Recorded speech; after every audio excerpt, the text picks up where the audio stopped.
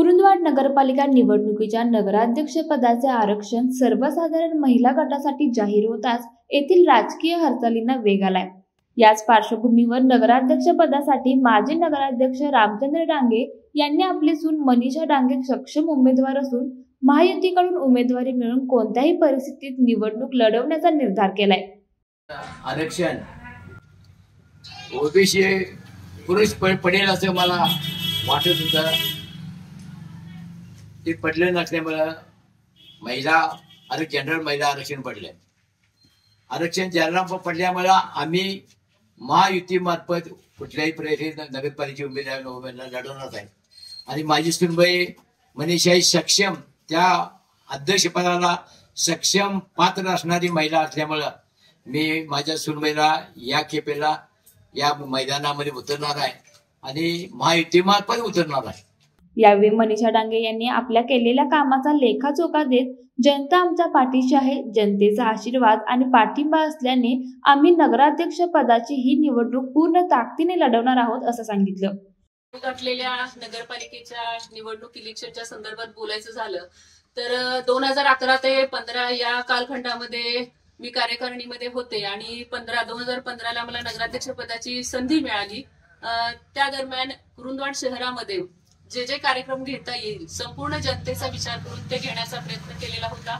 त्या दरम्यान यात्रेमध्ये कृषी प्रदर्शन असेल जे आजपर्यंत कधीही भरलं गेलं नव्हतं ते भरवण्याचा प्रयत्न केला।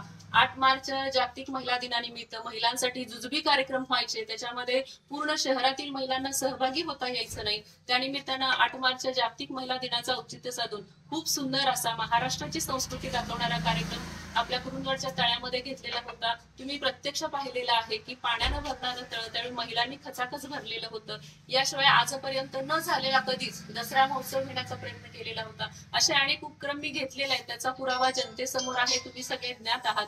याशिवाय कुरुंदवाड शहराला स्मार्ट सिटीचं 1 कोटीचं बक्षीस आदरणीय त्या काळचे कलेक्टर अमित सैनी साहेब यांच्या मार्गदर्शनाखाली शहराला मिळवून देण्याचा प्रयत्न केलेला आहे। खूप छान पाणी पुरवठा योजना सुद्धा त्या काळामध्ये आमच्या त्या सर्व बॉडीनं मंजूर करून आणलेली होती, त्यामध्ये सगळ्यांचं सहकार्य होतं। आदरणीय तात्यांनी त्याच्यामध्ये फार मोठा पुढाकार घेतलेला होता, माझे पती उदय डांगे असतील किंवा त्या काळातल्या सगळ्याच लोकांनी नगरसेवकांनी आम्हाला सहकार्य केल्यामुळे ती फार मोठी पाणी पुरवठ्याची स्कीम आम्ही मंजूर करून आणलेली होती। पण तुम्ही सगळे पाहता आहात की 5 वर्षामध्ये गेल्या ती पाणी पुरवठा जी स्कीम आहे ती पूर्णही करता आलेली नाहीये। मागच्या घडीला इतकंच काय की गेल्या 5 वर्षामध्ये गावाचा विकास कुठपर्यंत झाला ही सगळी जनता पाहते आहे।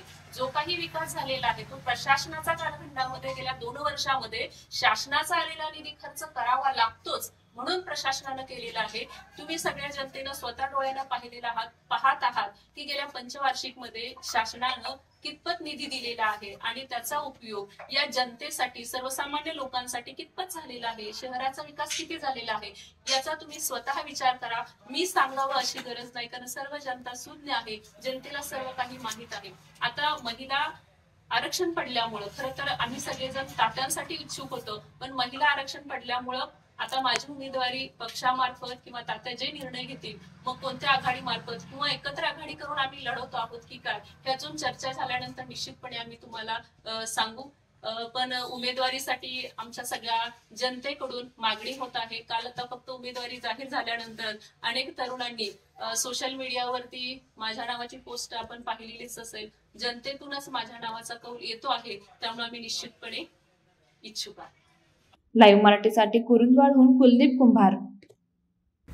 मटन थाळी, चिकन थाळी, स्पेशल गावरान चिकन थाळी इतकंच काय, ऑर्डरनुसार मुंडी रस्सा आणि खेकडा थाळी आणि हो, शाकाहारी लोकांसाठी खास व्हेज गावरान थाळी सुद्धा उपलब्ध आहे बरं का। चला तर मग अस्सल कोल्हापुरी जेवणाचा आनंद घेऊया।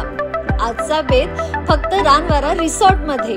संपर्क 9209 76 13 53, पत्ता कोल्हापूर पन्हाळा रोड, केरले, मानेवाडी।